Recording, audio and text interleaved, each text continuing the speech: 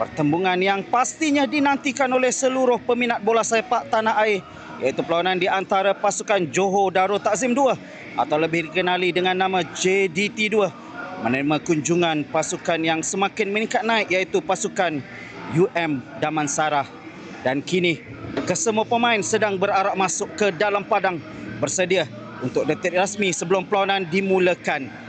Perhatikan formasi sama diturunkan oleh Ferry Abbas dengan 3-5-2, menyaksikan mereka masih lagi mempertaruhkan penyerang berbisa mereka, iaitu Celso Bermejo, manakala dibantu oleh penyerang dan juga ayam tambatan JDT sebenarnya, iaitu Sumareh, yang pastinya bakal memperkuatkan aksi JDT 2 pada aksi ini. Itu dia, tipa whistle dimulakan dengan pasukan Damansara yang memakai jersey berwarna merah jambu akan menyerang dari kanan ke kiri skrin anda, manakala pasukan JDT 2 dengan jersey keramat mereka biru merah, luaskan kuasamu, itu yang pastinya akan dilaungkan oleh para pemain dan juga kesebelasan utama pasukan JDT 2 untuk aksi pada malam ini.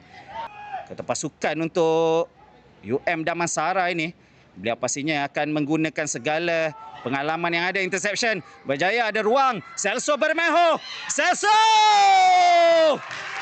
Satu jaringan, satu peluang, dan disudahkan dengan siapa lagi kalau bukan Celso Bermejo. Jaringan untuk minit yang kelima ini disudahkan dengan cukup jayanya. Kita saksikan bagaimana interception dilakukan dengan satu tampanan mudah.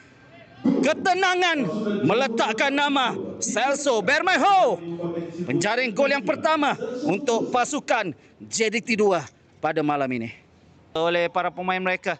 Namun pengadil Akmal Osman meneruskan permainan untuk kali ini. Ali Muntalib, satu antara lintang ke bahagian hadapan Celso. Namun posisi Celso Bermejo sudah pun dikesan oleh pembantu pengadil Muhammad Syafiq bin Ibrahim berada dalam posisi offside.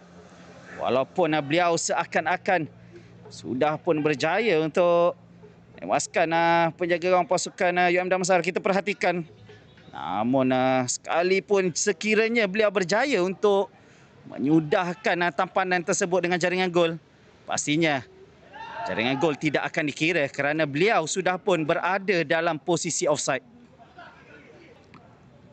Panan ke bahagian hadapan, Wan Kuzri tidak offside. Satu larian ke dalam kotak penalti, Wan Kuzri. Oh, muncul. Berjaya untuk ditampan keluar. Ini dia Wan Kuzri.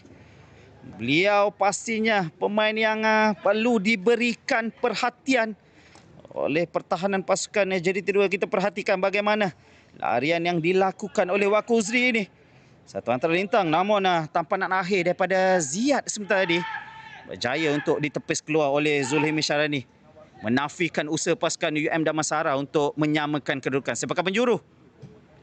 Terus tandukan cuba dilakukan oleh Mbaye. Sekali lagi sepakat penjuru diberikan kepada pasukan Damansara kali ini. Mbaye cuba diberikan kawalan rapat oleh Michael Kesta. Sekali lagi kembali kepada penguasaan pasukan JDT 2. Muhammad Sumareh. Sumareh. Satu set. Ali Muntalib. Oh.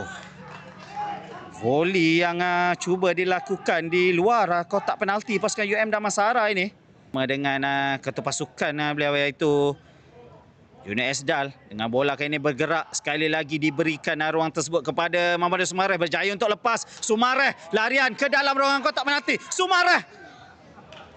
Namun tindakan akhir yang dilakukan oleh pemain sayap kiri ini gagal untuk menghalakan bola tersebut tepat ke dalam gawang gol pasukan Damansara. Kita saksikan bagaimana larian ini dimulakan, namun sungkitan tersebut gagal untuk meletakkan bola tersebut bagi menggegarkan gawang gol pasukan UM Damansara ini. Alif Muttalib sekali lagi dia berikan ruang di bahagian seberang kanan dengan larian yang dibantu oleh Daryl Sham di bahagian seberang tepi ini. Ada dua pemain yang cuba untuk membayangi gerakan ini dilakukan oleh Daryl Sham.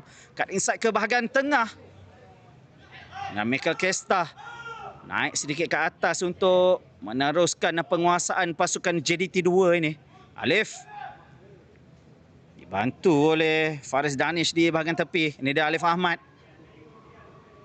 Kelihatan dibayangi oleh pemain pasukan UM Damansara yang kerap kali melakukan zonal marking di hadapan kawalan pasukan serta penguasaan pemain pasukan JDT2 ini. Untuk hantaran mendapatkan Alif Muttalib. Ada sentuhan, namun segera dikeluarkan. Namun asakan tersebut tidak dibenarkan oleh Muhammad Akmal bin Muhammad Osman. Kerana sliding itu menghadang gerakan ataupun serangan balas yang cuba dilancarkan oleh anak buah Rizwan Abu Shah sebentar tadi. Satu kekasaran yang tidak dibenarkan. Oh, kita saksikan cukup keras penguasaan pasukan JDT2 kembali. Itu dia. Kalau individu cuba diperagakan oleh Junaid Esdal. Michael Kesta datang, namun tindakan susulan daripada Michael Kesta. Hampir-hampir beliau. Ini dia Michael Kesta. Semangat juang cuba ditampilkan oleh pemain pertahanan pasukan JDT2 ini. Dengan usaha, dengan sepakan penjuru ini, ada tandukan. Oh, berjaya juga untuk dikuis keluar oleh Amirul Ikhwan Muhammad Fauzi. Dengan satu usaha yang dimulakan menerusi sepakan penjuru. Bagaimana ianya berlaku? Tersaksikan dengan tandukan akhir tersebut. Berjaya untuk dikuis keluar oleh Amirul Ikhwan untuk menafikan usaha pasukan JDT2 bagi mengukir jaringan gol kedua untuk aksi pada malam ini. Sekali lagi lambungan ditepis keluar dengan tindakan susulan. Satu rembatan jaringan berjaya untuk dilakukan. Daryl Sham berjaya juga beliau untuk mengukir nama selaku penjaring gol yang kedua untuk pasukan JDT2 ini.